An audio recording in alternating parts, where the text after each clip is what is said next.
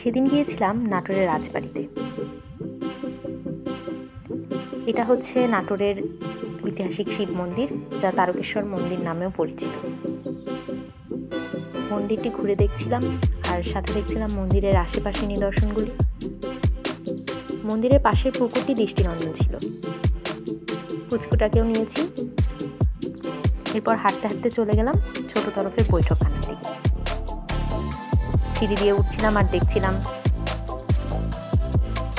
পুরোনো জিনিসগুলো সত্যিই দৃষ্টি কেড়ে নেয়। আর এই তো আমরা ঘুরে ঘুরে দেখছিলাম। এটা ছিল ছোট তরফের রাজপ্রাসাদ, দ্য প্যালেস অফ ছোট তরফ।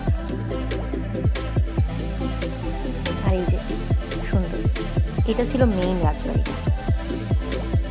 এরপরে আমরা চলে গেছিলাম নাটোরের কালীবাড়ি মন্দির। মন্দিরের কারুকাজগুলো দেখার মতোই ছিল, খুব সুন্দর নকশা করা ছিল, আর বেশ সুন্দর গাছও ছিল, দেখতে ভালো লাগছিল। আর এই তো